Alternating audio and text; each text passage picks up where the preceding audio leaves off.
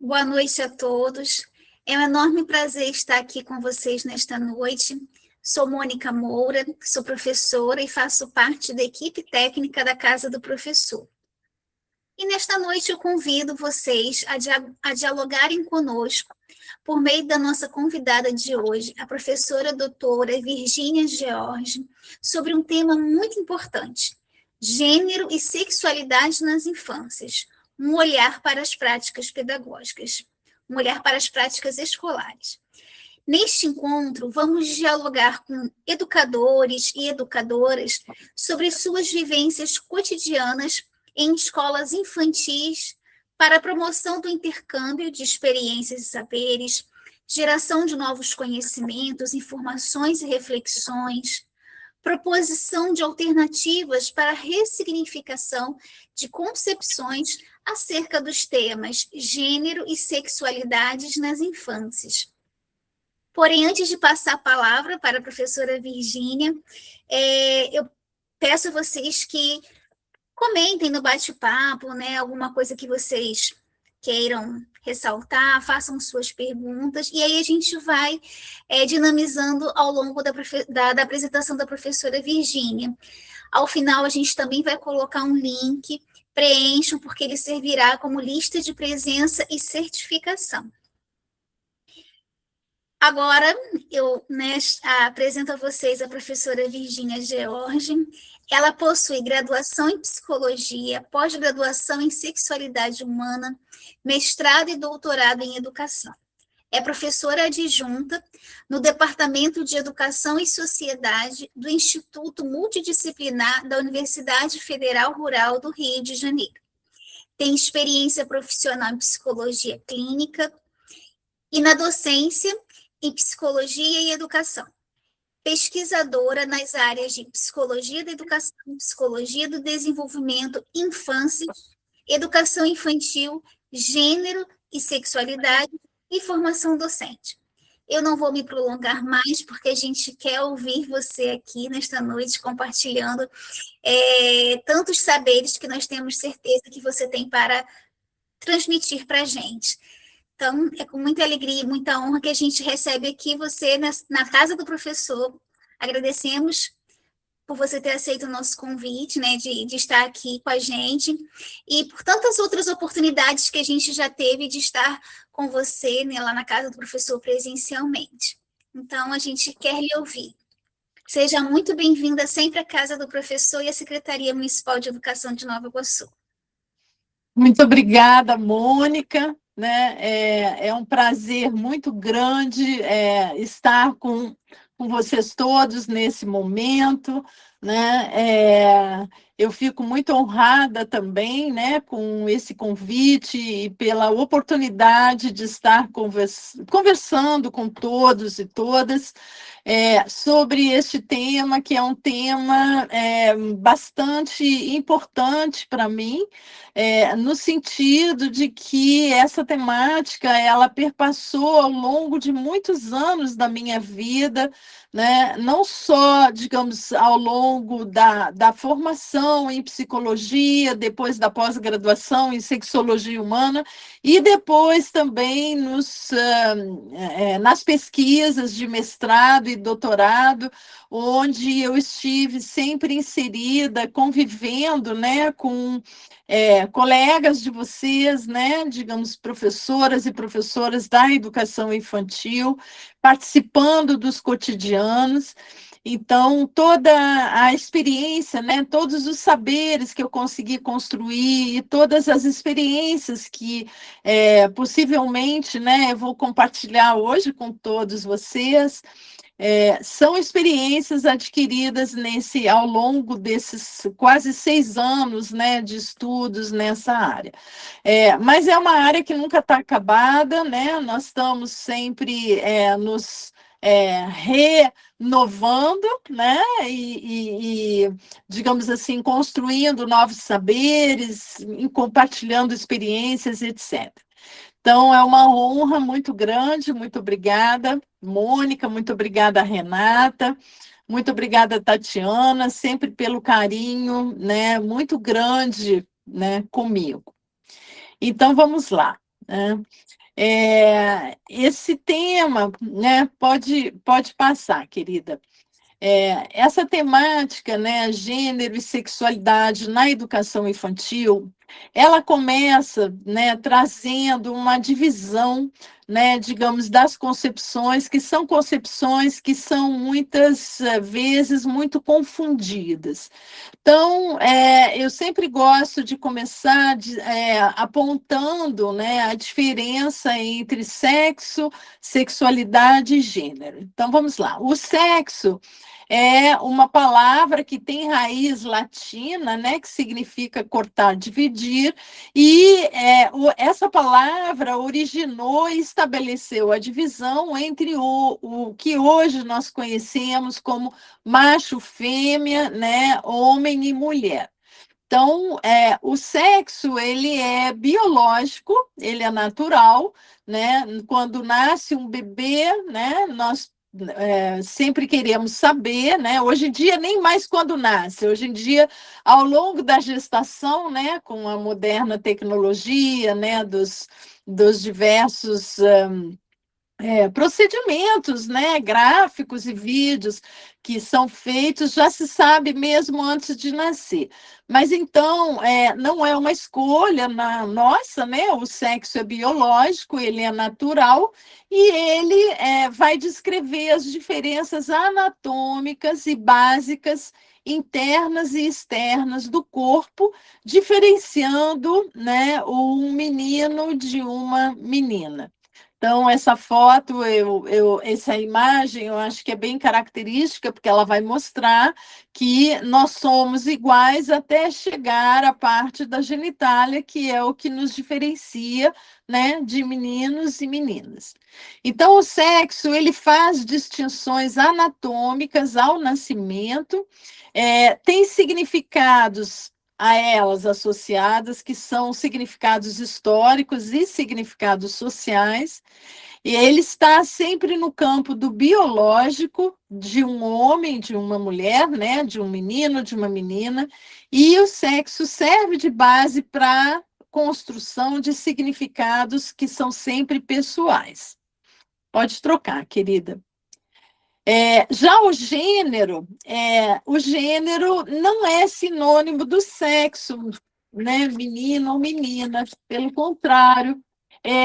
Existe até uma autora francesa, né, que chama-se Simone de Beauvoir, que lá já em 1967 ela tem um livro muito famoso e que ela começa o livro com a seguinte frase: ninguém nasce mulher, torna-se mulher, né?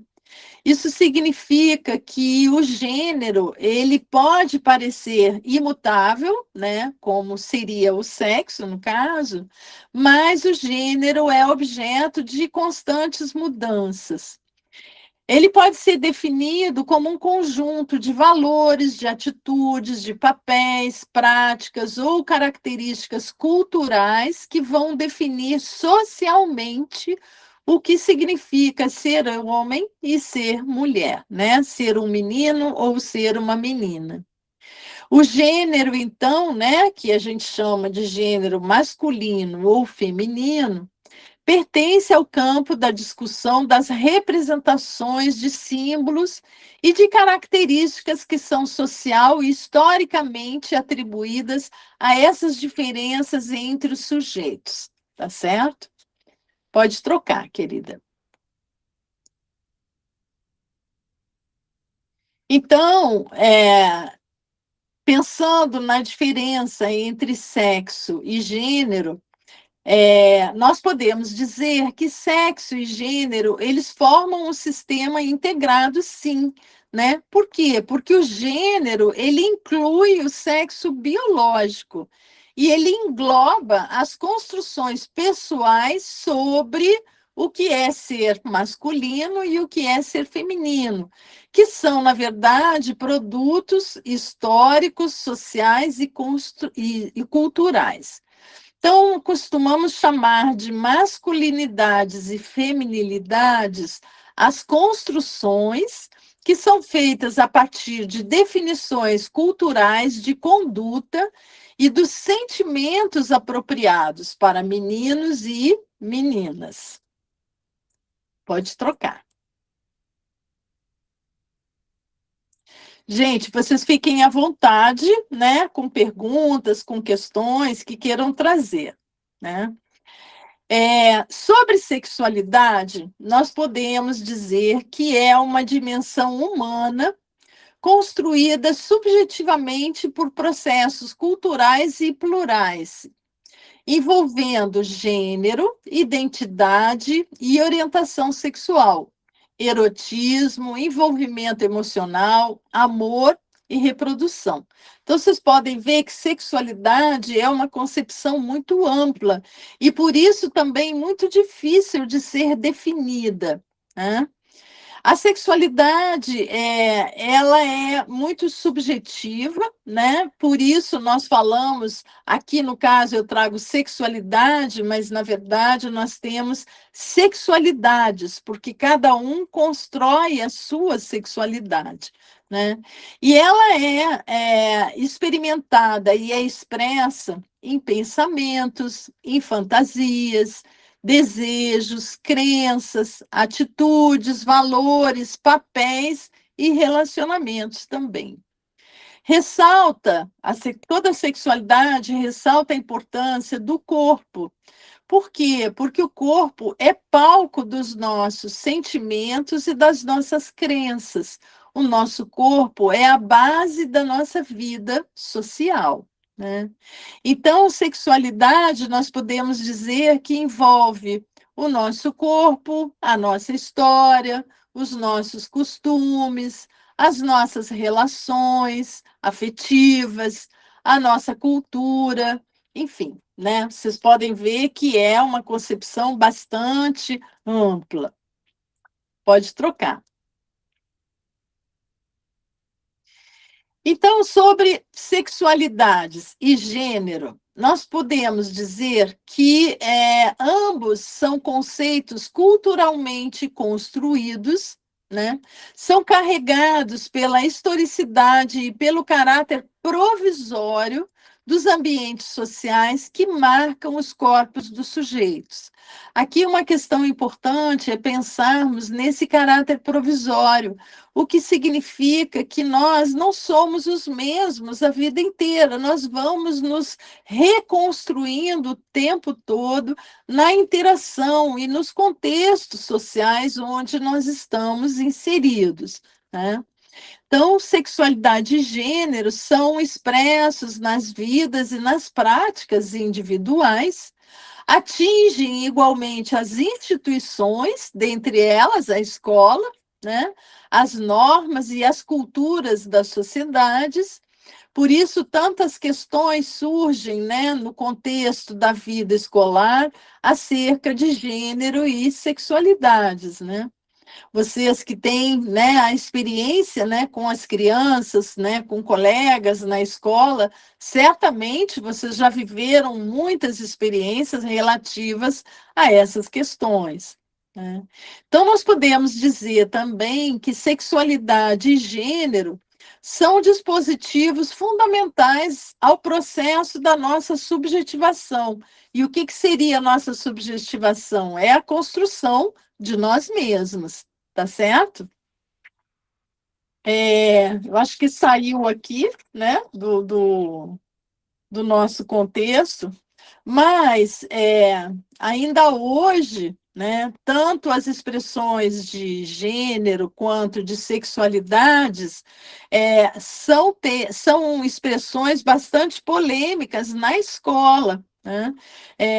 Por quê? Porque nós sabemos que na escola nós temos inúmeras pessoas com inúmeras, né, concepções acerca, né, de gênero e sexualidades, e então existem o quê? Uma multiplicidade de visões, de crenças, de tabus, de interditos e também de valores de todos aqueles que estão inseridos na escola e que compõem, na verdade, né, a escola como uma instituição como um todo, tá certo? Vamos lá. Mônica, você acha que ainda teremos os slides ou né? Houve alguma questão?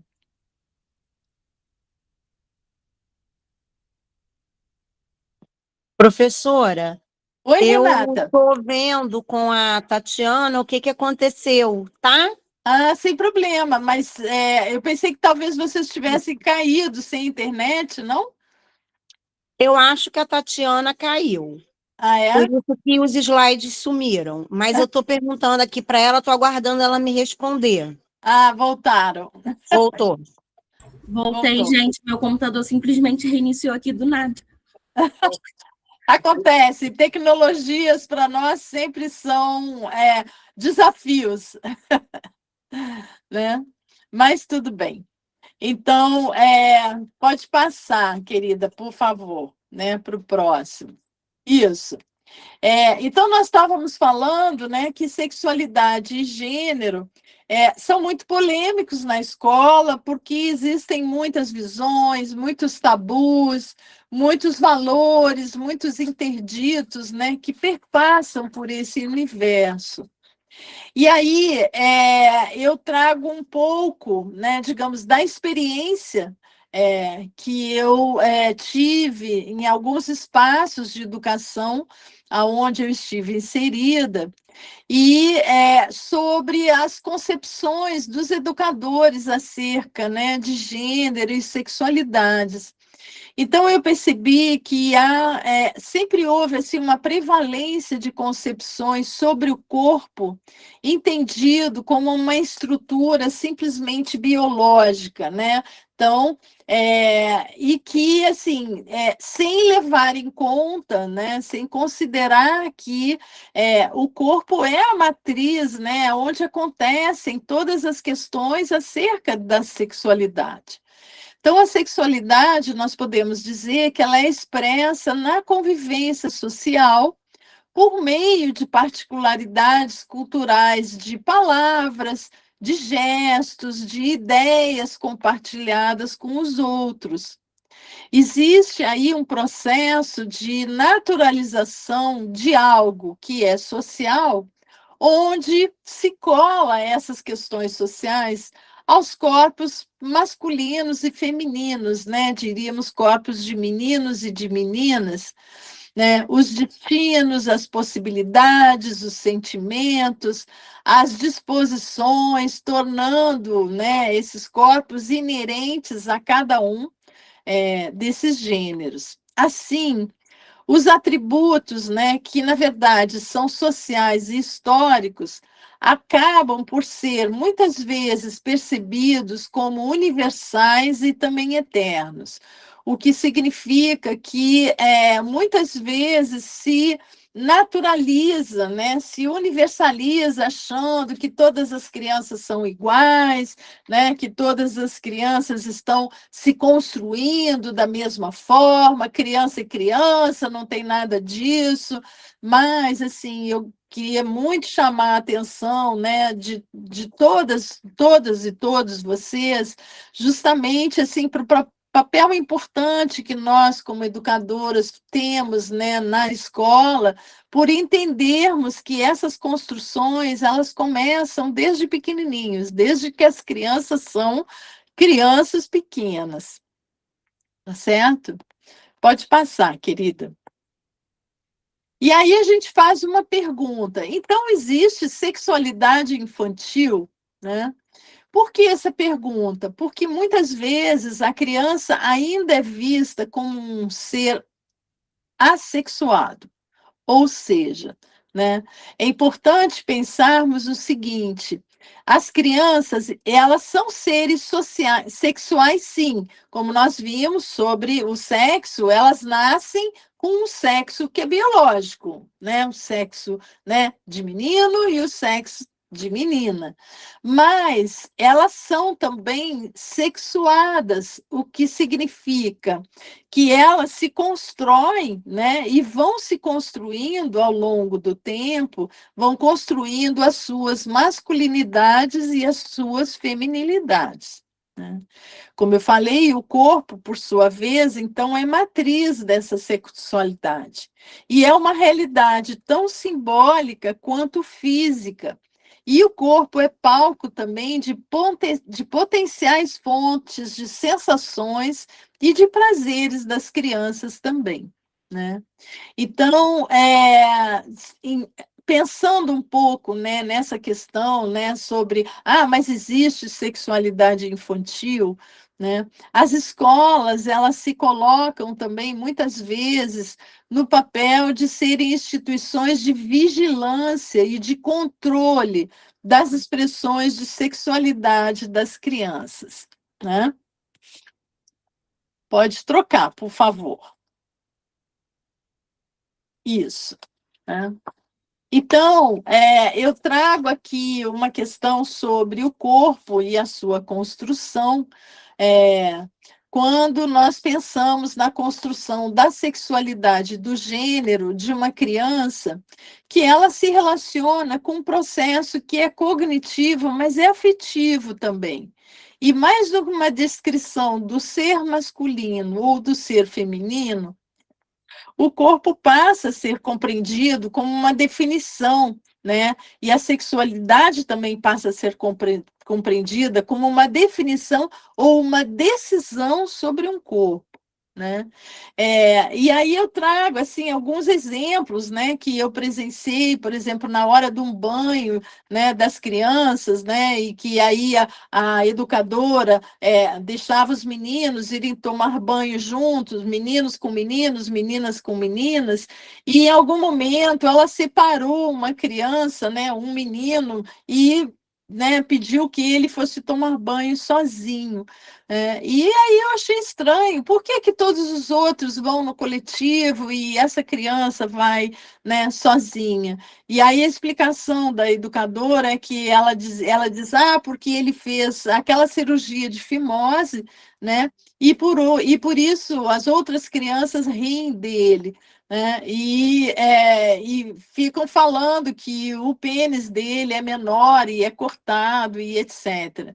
Então, tem uma questão aí que, por um lado, a educadora estava querendo, digamos, proteger essa criança, mas, por outro lado, ela também, assim, perdeu, a meu ver, uma boa oportunidade de conversar com as crianças sobre isso, explicar o que é, por exemplo, uma cirurgia de fimose que muitas vezes muitos meninos precisam fazer, ou fazem por questões culturais também, né? Como nós sabemos, os judeus costumam ter essa praxe, enfim, né? Mas eu acho que são questões assim muito importantes para a gente parar para pensar. Né? Num outro momento, teve uma outra experiência que eu achei muito interessante, que uma educadora me relatou, que ela diz, né, o fulano, Joaquim, queria saber a diferença entre o órgão feminino e o órgão masculino. E aí a gente disse que um tem chuveirinho e o outro tem torneirinha, né? Gente, olhem isso, né? O que é ter um chuveirinho, o que é ter uma torneirinha? Essas não são explicações válidas para nós darmos para as crianças, porque se eu perguntar para vocês quem é que tem chuveirinho, quem é que tem torneirinha, né? Provavelmente muitos de nós também não saberíamos definir. Então, é uma maneira, digamos assim, de tentar explicar, tentar dar uma explicação para justamente assim algo que fica difícil para muitas pessoas falar, por conta, muitas vezes, de tabu, de inibição, ou por não se sentirem à vontade de falar sobre essas temáticas com as crianças, né? Então, nesse sentido, nós trazemos a questão de que assim, a criança vai construindo não apenas o seu corpo sexuado, mas ela também vai construindo, né, com questões como essas que eu relatei, significações que são a elas atribuídas, né? Pela intersubjetividade, a criança constrói a sua subjetividade, o que significa que a criança não é boba, ela vai entendendo que se a gente não está falando claramente, ou se a gente não quer falar sobre o assunto, é sinal que aquele assunto não é um assunto para ser falado e para ser conversado. E a criança entende rapidamente essa questão, né? Pode passar, Mônica, por favor, né? E uma das questões assim que me chamava muita atenção, que muitos educadores perguntavam também, né, é a questão da masturbação, né, do tipo, então quando acontece uma questão como essa, que a criança está se tocando, o que a gente faz com isso? E aí vem inúmeras questões, o que eu faço, como é que eu vou fazer, eu não sei o que dizer e etc, né? Então, eu gosto muito de dizer o seguinte, né? Gosto não, mas a verdade é a seguinte. Normalmente, né, quando a gente vê uma criança tocando nos seus próprios genitais, significa que a criança está experimentando uma experiência sensorial que gera um prazer. Então, eu costumo dizer o seguinte: se a criança faz assim no cabelo, ó, se ela faz um cachinho no cabelo, né, ou se ela, né, faz assim na orelha, né, na orelhinha, na hora de dormir, enfim, ninguém fala sobre isso, pelo contrário, muitas pessoas acham bonitinho, que bonitinho, ele está mexendo no cabelinho na hora de dormir. Ok, isso não é um problema. Agora, se a criança, né, por exemplo, mexe nos seus genitais, aí vira um problema. Por quê? Porque masturbação é uma questão que é considerado um tabu, do tipo, não pode deixar, né, isso aí é feio, não é certo, e, enfim.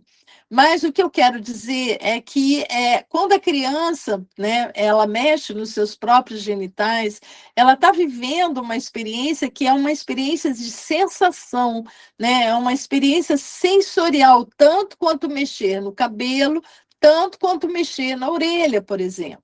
Então, não tem nada a ver com a questão sexual, né? Por quê? Porque a criança não tem esse prazer sexual, né? Porque a criança ainda é criança e o prazer sexual ele só começa a ser percebido efetivamente como um prazer sexual a partir da adolescência, quando o corpo dessa criança se transforma, né? Quando a genitália da criança se transforma para se tornar um adolescente, os hormônios sexuais começam a aparecer, né? E começam a circular por todo o corpo da criança, do menino ou da menina, aí sim começa o prazer sexual. Agora, na infância não existe esse prazer sexual, e sim um prazer que é sensorial,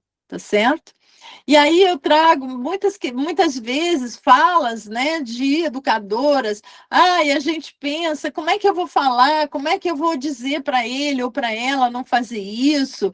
Eu não sei o que fazer, então eu finjo que não vejo, né? E ao ver uma criança se tocando, eu tento distrair para ela fazer outra coisa, para ela não aprontar de novo. Afinal, onde encontro o que eu devo fazer numa situação dessas?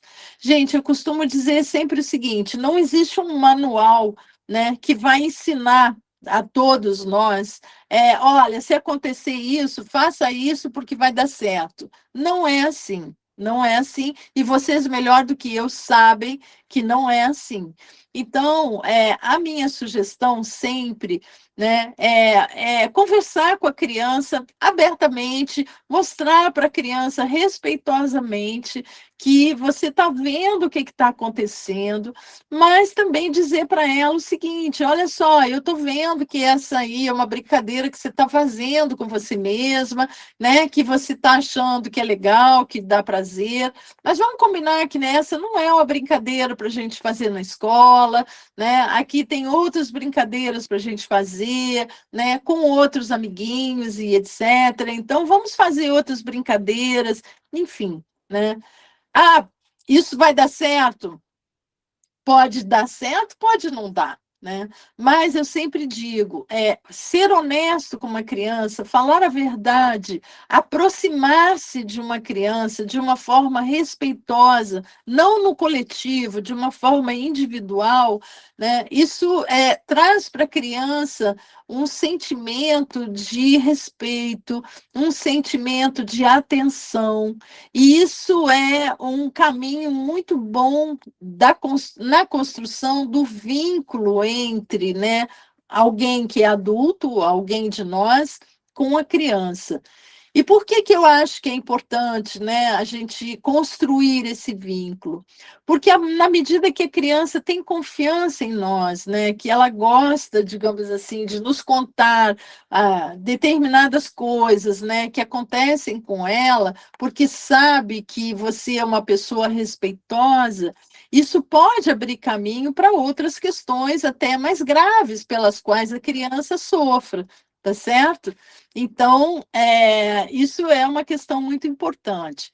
Então, distrair a atenção da criança pode funcionar? Pode, mas ela não vai deixar de perceber e registrar que aquele assunto é algo que o educador ou a educadora evita e não fala.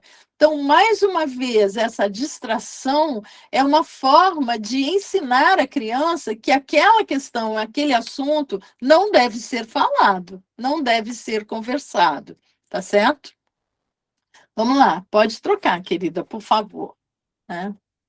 Mas a criança, nós sabemos que a criança é muito curiosa, e as crianças começam desde cedo a querer observar os outros, começa a formar suas ideias sobre sexo, sobre gênero, sobre sexualidade. Então, eles querem saber, querem explorar, querem conhecer aquilo que para eles é velado, é omitido, é silenciado. Muitas vezes acontece crianças que não têm, meninos, por exemplo, que não têm irmãzinha menina, eles querem saber como é que é o corpo de uma menina e vice-versa também, né? Então, os pequenos trazem para a escola situações que são muitas vezes inusitadas, a gente não espera, mas são relativas às questões de sexualidade, de gênero, e promovem normalmente sentimentos de, sabe, de impotência, de desconhecimento,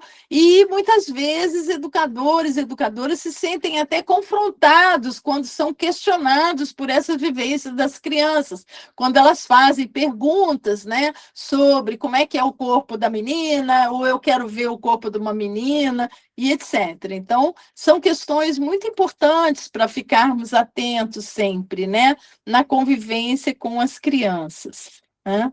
Pode passar, querida. E aí eu trago assim alguns flagrantes, né, do cotidiano que costumam acontecer, né?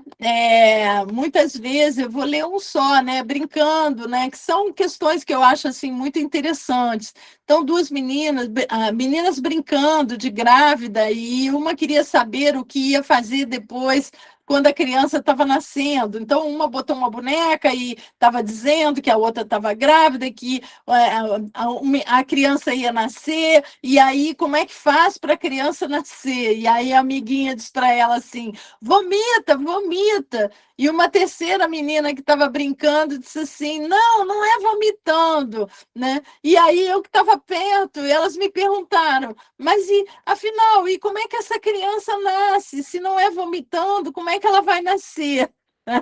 E foi uma experiência muito interessante, que aí, na verdade, assim, né, eu rapidamente tentei explicar que uma criança pode nascer de parto normal, né, através de um orifício, de um buraquinho que toda mulher tem, que é próprio justamente, né, para fazer o nenê passar quando o nenê está nascendo, né, ou que pode ser, se o bebê não conseguir sair desse parto normal, que pode ser também, né, por uma cesariana, que o médico ajuda a tirar o bebê, enfim, falei de uma forma honesta, de uma forma verdadeira, mas, né, dentro assim, daquelas palavras, usando palavras que as crianças, que as meninas pudessem entender, né? E aí, então, eu expliquei que o parto normal, né, como eu já falei, é um cortezinho e tal, e aí uma delas, então, decidiu, mas já está nascendo, então deixa nascer pela vagina mesmo, porque quando eu expliquei do buraquinho, elas queriam saber, mas que buraquinho é esse? E eu disse, é um buraquinho que toda menina tem, que se chama vagina, é por ali que a criança nasce. Então, elas resolveram a situação, então já está nascendo, deixa nascer pela vagina mesmo. Essa situação eu achei assim, muito interessante, porque deu oportunidade, sem eu querer, sem eu esperar, né, para conversar um pouquinho com as crianças, para as meninas que, na verdade, não queriam viver aquela experiência de ter um bebê, mas não sabiam como nasce o bebê. Então, o que eu queria compartilhar com vocês assim, são a riqueza dessas experiências e de brincadeiras das crianças que muitas vezes nos dão oportunidade para ensiná-las, né, sobre essas questões que elas têm curiosidade, que elas não sabem, né? Pode trocar, querida, por favor. Uma outra questão que eu acho que é muito importante, gente, é nomear os genitais com o nome certo, né? Então, as palavras pênis, né, para o menino e vagina para as meninas, são palavras que são nomes científicos, né? Então, assim, não é vergonha nenhuma ensinar essas palavras para elas. Mas, uma vez, né, eu tive uma oportunidade de estar falando com um coletivo, como eu estou falando aqui com vocês agora, e aí uma educadora me disse assim, professora, mas falar os nomes certos é muito difícil, porque são palavras muito fortes, né? E aí, assim, eu fiquei pensando e perguntei, mas o que é uma palavra forte, né? Pensem bem, se a gente fala, ou se as crianças falam um palavrão é uma palavra forte, né? Quando tem um xingamento de outro, isso sim é uma palavra forte. Agora, por que se instituiu que os nomes científicos, que são pênis e vagina, são palavras fortes? Por quê? Porque são palavras que, ao longo do tempo, apesar de serem termos científicos, mas que foram imbuídos e foram envolvidos por uma série de tabus. E por isso as pessoas acham que não pode falar, que não deve falar, né? E aí vem justamente um monte de, né, outros nomes, enfim, né? De apelidos, né, para genitália masculina, feminina, e a gente bem sabe quanto existem nessas questões. E eu tive essa experiência muito interessante de um educador, era um rapaz, que na hora do banho, né, justamente disse para o garotinho assim, fulano, lava o seu pênis, né? E o menino disse assim, mas o que é isso? E aí o educador perguntou para ele, mas como você chama essa parte do seu corpo, né? Apontando para o pênis.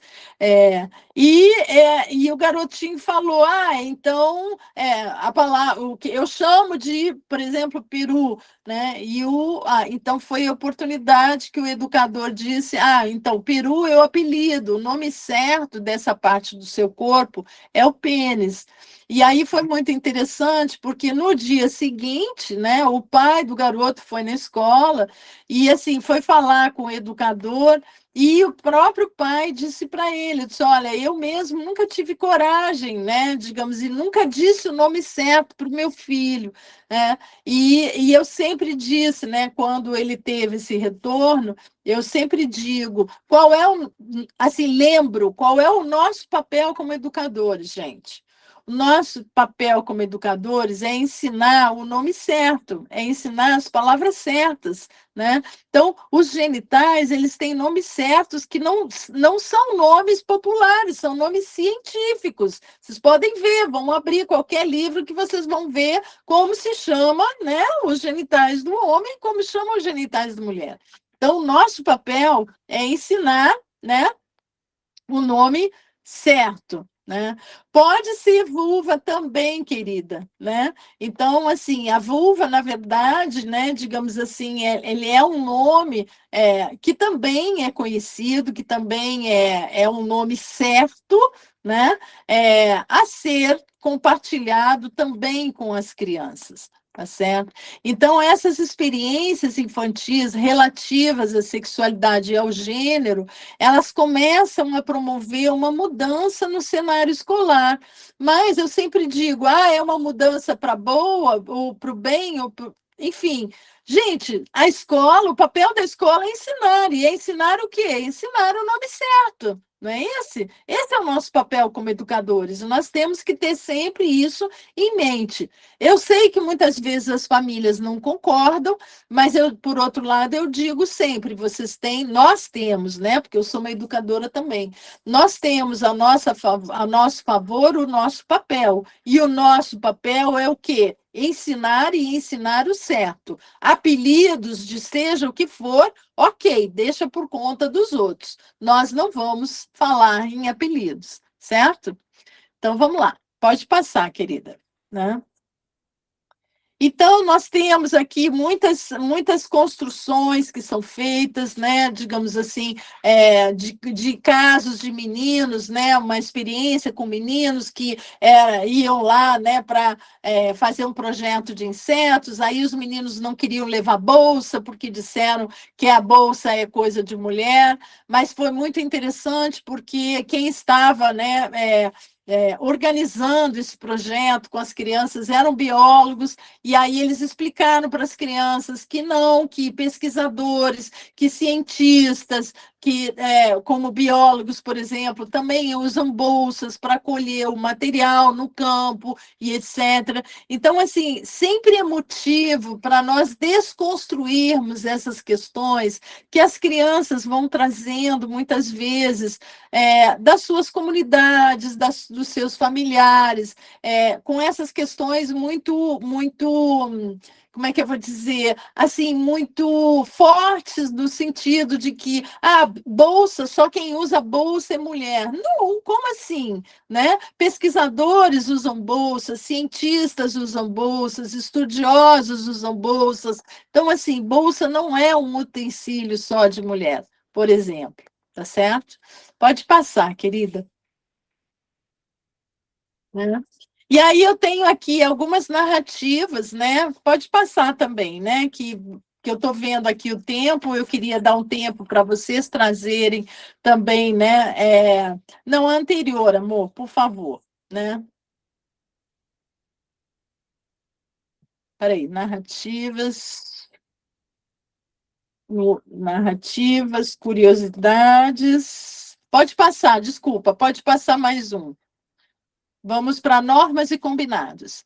Então, o que eu costumo dizer sempre? Olha só, viver, vocês sabem muito bem, né? É muito comum as rodinhas, né, na educação infantil. Então, viver nessa coletividade implica abrir mão de muitos desejos individuais para não entrar em choque com os desejos e necessidades dos outros membros daquele grupo, né? Então, a escola é uma pequena coletividade onde crianças e educadores, eles estão sempre sujeitos a leis, sujeitos a normas que podem ser constantemente criadas, repensadas e refeitas. Pode passar. E as rodinhas, né, costumam ser sempre momentos de combinados. E esses combinados entre, né, educadores, educadoras e as crianças. E nesse contato direto com as crianças, muitas normas e muitos combinados podem ser discutidos e podem ser acordados. Então, eu sempre dizia, né, assim, nesses encontros, né, com orientadores e com educadores e educadoras, eu sempre dizia o seguinte: olha só, aproveitem esse momento dos combinados e façam combinados com as crianças, né? O combinado, digamos, de falar as palavras certas, o combinado das brincadeiras, né? Dessas brincadeiras que não devem ser as brincadeiras individuais de tocar o seu próprio corpo. Eu acho que se isso for com combinados, for falado abertamente com as crianças costumam aceitar muito bem esses combinados, de um modo geral, né? E aí nós temos sempre a oportunidade de estar conversando com elas sobre muitas questões, né? Pode passar. Então, nesses combinados individuais, né, no caso de experiências das crianças, como masturbação, por exemplo, né, um recurso sempre é aquele que eu comentei, do educador, da educadora, se posicionar de uma forma delicada, né, respeitosa, e combinar com a criança que aquele lugar, a escola, não é o lugar para ela fazer aquela atividade, para ela fazer aquela brincadeira, mesmo que ela saiba que é uma brincadeira prazerosa, né? Então, assim, isso faz com que, quando a masturbação ocorre em público, é muito comum que, na verdade, o educador e a educadora que fiquem constrangidos, né? Mas, assim, lidar com naturalidade com questões como essas, com as crianças, é muito importante e muito saudável, inclusive, na relação com as crianças, né? Pode passar, por favor, né? E aí eu passo, então, né, para uma outra questão sobre qual é o nosso papel de educador e educadora nessas questões. É refletir e questionar sempre, né, as nossas práticas cotidianas, olhar para nós de um modo a perceber e tentar eliminar certos preconceitos escondidos ou camuflados que costumam aflorar nas nossas falas, nos nossos comportamentos, nas nossas reprovações e também nas nossas aprovações, né? Educar é também, muitas vezes, desconstruir verdades. Aí, verdades, eu diria, aquelas verdades que as crianças trazem para a escola como verdades, né?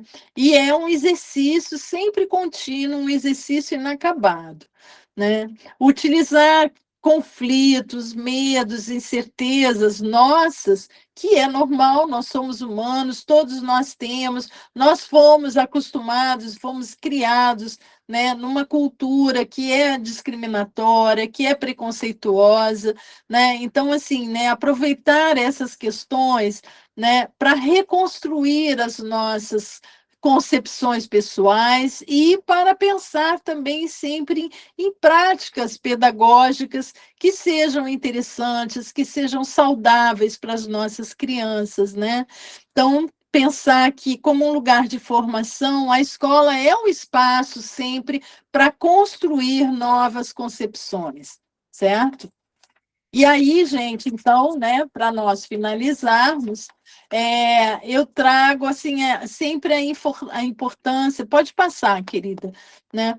A importância de estarmos sempre pensando numa formação continuada, né? Eu considero que hoje esse encontro é uma forma de, né, estarmos fazendo uma formação continuada, conversarmos sobre assuntos diferenciados, enfim, né? Então, é sempre oportunidade para inserir novos temas, como sexualidade, gênero, né? Com o objetivo de estimular, né, todos nós, educadores e educadoras, a desenvolver meios para realizar o nosso trabalho pedagógico, sempre com base em cima da reflexão das nossas práticas, né? O que nós estamos fazendo, como nós estamos fazendo, como eu posso mudar essa forma de fazermos e assim por diante. Gente, não existem verdades absolutas, né? Esse é um momento sempre de reflexão no coletivo, né? Estarmos juntas, darmos as mãos e pensarmos no coletivo sempre é uma forma muito grande de nós aprendermos e de crescermos com isso. Tá certo? Então, olha, gente, muito obrigada a vocês, né? Foi um prazer muito grande, né? E eu me coloco aí, né? Tem umas considerações, mas me coloco à disposição agora, ainda temos, eu acho que uns 10 minutinhos, não é isso, Mônica? Né? Para vocês trazerem questões, né? E podermos, talvez, trocar uma ou outra ideia sobre aquilo que não ficou bem claro, tá certo? Obrigada a todos e todas. Nós aqui agradecemos, professora Virgínia, foram excelentes as suas colocações, inclusive estão perguntando aqui se teria como disponibilizar esse material, teria como a senhora compartilhar com a gente, que aí depois a gente passa no grupo? Certo. Pode sim, os slides, você está dizendo? Isso. Pode sim. Claro, gente, sem problema nenhum, mas assim, sempre considerando que é um material interessante, mas que eu construí a partir da minha própria experiência e que não significa que isso, como eu falei, é uma verdade absoluta, né? É uma forma, digamos assim, de estudos, né? De muito trabalho, de pesquisa, mas que eu faço questão sempre também de estar reconstruindo, né, no sentido de ouvir também novas experiências e ouvir também, digamos, práticas e, enfim, aqui tudo aquilo que puder nos engrandecer, tá certo? Com certeza. Nessa noite a gente teve um diálogo, né? Com certeza as suas palavras provocaram muitas reflexões em cada um de nós participantes. Então, assim, dá sempre aquela vontade de eu vou buscar mais, né? Eu vou pesquisar, eu vou me aprofundar mais sobre esse assunto, porque realmente é um assunto inerente à ação, né? Docente, Sim. de uma certa forma, e não tem como fechar os olhos diante disso, Não. pelo contrário, né? E você, assim, colocou esse tema que a gente pode dizer assim que é um tema delicado, né? Porque envolto nos tabus, né, da sociedade, enfim. Mas você colocou esse tema hoje para a gente com muita clareza, né? De uma forma até bem didática, assim, né? Diferenciando até os conceitos, porque a gente às vezes faz essa confusão mesmo, né? E são essas confusões que também criam rótulos, né? Estereótipos, enfim. Então, você, assim, ressaltou muito essa questão do olhar, né, daquele olhar diretivo, né, daquela escuta, do acolhimento, do respeito, porque é isso, nas infâncias existe a curiosidade, porque faz parte até do desenvolvimento infantil mesmo, Sim. né? Então, a infância, as primeiras infâncias, né, elas são a base do desenvolvimento humano, né? Então, tudo tem que ser construído aí de uma forma bem coesa, né, coerente. Se alguém tiver alguma pergunta e quiser colocar no bate-papo, fique à vontade. A gente pode colocar também daqui a pouquinho o link para presença e certificação. Eu queria lhe fazer uma pergunta, professora Virgínia. À vontade. Em relação às crianças com deficiência, porque, assim, às vezes as pessoas... qualquer tipo de deficiência, né? Às vezes a sociedade acha que esses assuntos não precisam ser trabalhados com crianças com deficiência, de que elas não vão passar por essas fases, enfim. Né? Existe esse estereótipo, né? A sociedade acha que criança com deficiência não, né, não vai ter curiosidade pelo próprio corpo, não vai sentir as mesmas emoções que os outros. Em relação às crianças com deficiência, né, nas primeiras infâncias, como o professor pode proceder nesse sentido? Então, Mônica, eu não tenho assim uma resposta certa, né? Até porque eu nunca trabalhei nem pesquisei, né? Com crianças com deficiência. Sim. Mas eu diria o seguinte, gente, vamos partir do seguinte: criança é criança. Tá certo? Então, assim, independente da deficiência, as crianças, elas têm o seu corpo, elas têm as suas sensações, né? E, assim, de alguma forma ou de outra, elas vão perpassar por questões como essas, tá certo? Elas vão descobrir, por exemplo, né, a sua genitália, né, em algum momento que elas possam tocar. Então, eu diria o seguinte, né, grosso modo, até porque eu também não tenho estudo de crianças com deficiência, mas eu diria, no geral, que nós temos que partir do princípio de que todas são crianças, que todas têm um corpo, que esse corpo é um corpo biológico, como nós já vimos, né? Tem um sexo biológico, né? E que essas crianças terão sensações no seu corpo, né? Sejam elas quais forem. Nesse sentido, eu sempre sou a favor, digamos, de ensinar, de conversar com a criança, de mostrar para a criança, com respeito e com muita naturalidade, o seu corpo, né? Fazer, inclusive, a criança sentir o seu corpo, da criança conhecer o seu corpo. Eu acho, assim, muitas vezes eu participei de práticas educativas de vocês, educadoras, né, em outras escolas e tal, que faziam trabalhos lindos com as crianças sobre o corpo. Só que, quando chegava na hora, digamos assim, desenhava um corpo com cabelo, com olho, com mão, com dedinho, com unha, com muitos detalhes, né? Quando chegava na hora da genitália, por exemplo, ninguém fala. Aí eu sempre ficava perguntando, gente, mas por que não? As crianças sabem, né? Então, por que não falar, né? Talvez seja um ótimo momento de ensinar e de dizer, olha, muitas vezes mostrar livros que tem livros muito interessantes, gente, né? Para mostrar para a criança. Você não precisa mostrar o corpo de uma outra criança, você pode mostrar uma imagem de uma criança, um desenho de uma criança, da genitália de uma criança, para a criança entender, né? Então, eu acho que essas todas são formas muito naturais e muito respeitosas de você saber lidar com as crianças. E eu não vejo, né, apesar de não ter essa prática, nem esses estudos, mas eu diria, assim, grosso modo, que todas são crianças, todas têm o seu corpo, todas têm sensações e todas têm curiosidade, né? A curiosidade do conhecer, do saber. Então, sejamos honestos, sejamos naturais, né? Vamos tentar desconstruir os nossos preconceitos para poder tratar essas questões com naturalidade com as crianças, tá certo? Não sei se eu te respondi, Mônica, mas assim, é a forma como eu enxergo, como eu trabalharia com essas crianças, tá certo? Perfeito. A orientação é a chave de tudo, Sim, né? A sim. professora, deixa eu ver quem falou que teria, era a mesma pergunta que ela ia fazer. A Lucilene Nascimento falou a mesma pergunta que eu ia fazer sobre, né, as pessoas com deficiências.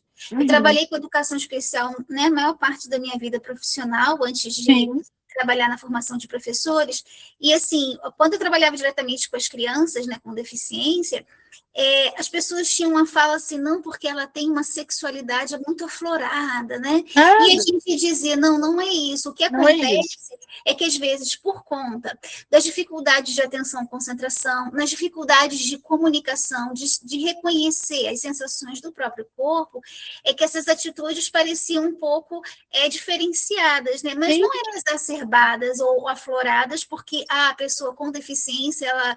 Não é. Ela tem o mesmo processo, né? Das outras crianças, exatamente. E o que é pior, né? Eu vejo assim, pode ser, não sei, vejo não, pode ser, né? Isso é uma inferência que eu faço, que assim, muitas vezes, quando os outros acham que por ser uma criança deficiente, então não pode falar, não pode isso, não pode aquilo, então a criança se volta para ela mesma e busca, né, digamos assim, respostas nela mesma, né? Muitas vezes buscando sensações no próprio corpo. Isso é normal, gente, isso é humano, né? Então, eu concordo com você, não existe essa questão de sexualidade aflorada numa criança. O que é isso? Isso aí é o olhar do adulto, né?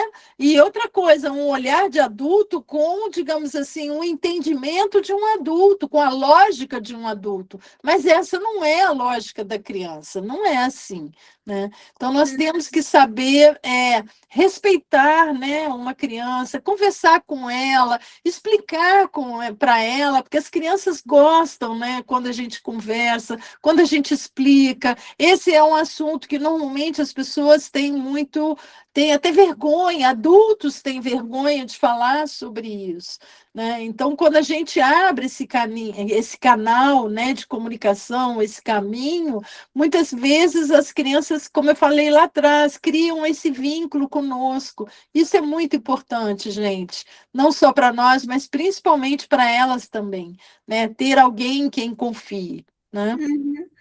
A Marcele Lima até colocou, obrigada, professora Virgínia, pela sua contribuição. Quando a gente não fala sobre gênero e sexualidade na escola, pode acabar protegendo abusadores nas situações, né? Exatamente, exatamente, A né? Mônica Soares colocou, quem sabe na próxima formação, né, seja acrescentada essa questão em relação à criança com deficiência, né, saber como lidar em ocasiões de curiosidade infantil, né, foi a Mônica Soares que colocou, né. Uhum.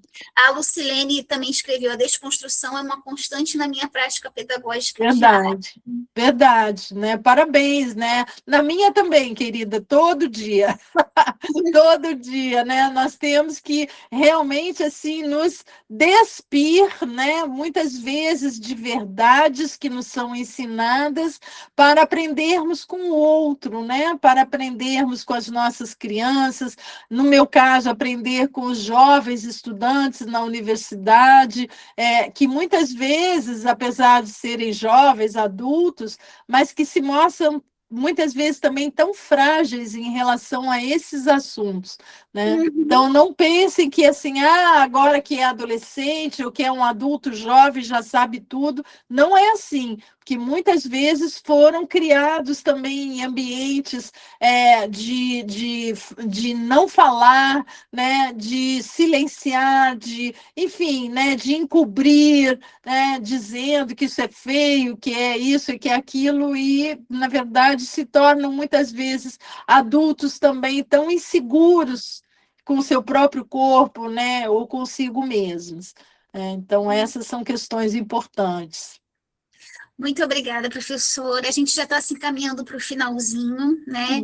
Que pena, né? Tão rapidinho, né, Mônica? Um papo gostoso, né? Assim, de Não fim de é? dia, no início de Pois noite. é. Mas quem Então, eu sabe posso convidar todos para a gente, de repente, fazer uma foto coletiva para guardar de lembrança?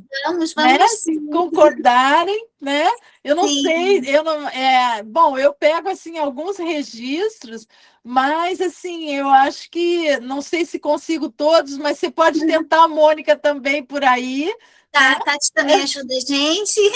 Cada um faz um pouquinho, nós vamos aí com registros diferenciados, né? Ajudo sim, gente. Então, Vamos organizando, abrindo a câmera, quem consegue, é quem claro. consegue, né?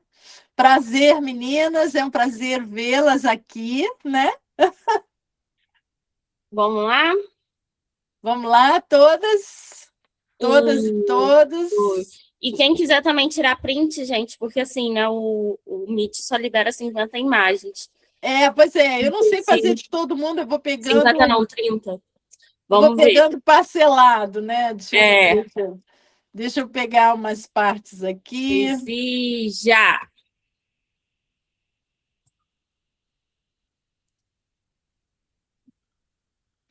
Oi, vou mandar no WhatsApp lá, tá? Gente, vamos só tirar mais uma que a professora tava com a câmera para baixo. Peraí, deixa eu só botar Só um aqui minuto. um print que eu fiz. Deixa eu olhar para cima. Pronto. Todo mundo olhando para a câmera. 1, 2, 3 e já. Agora foi. Foi? Ótimo, Sim, foi. ótimo. Muito bom, gente, né? Olha, assim, da minha parte, foi um prazer enorme estar com vocês. Agradeço imensamente, né, pela participação, e pela oportunidade de estar com vocês nesse momento. E eu espero que, se tivermos oportunidade, possamos estar mais vezes juntas, né, para tratar aí de outras questões, enfim, né, trocarmos experiências, que sempre é muito rico. Tá certo?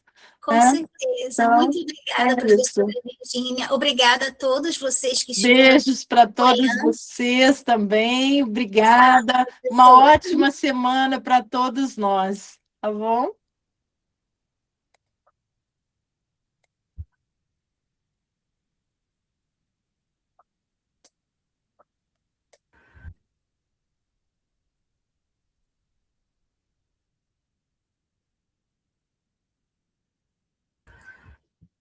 Mônica só não falou do link, né? Eu falei, mas eu esperei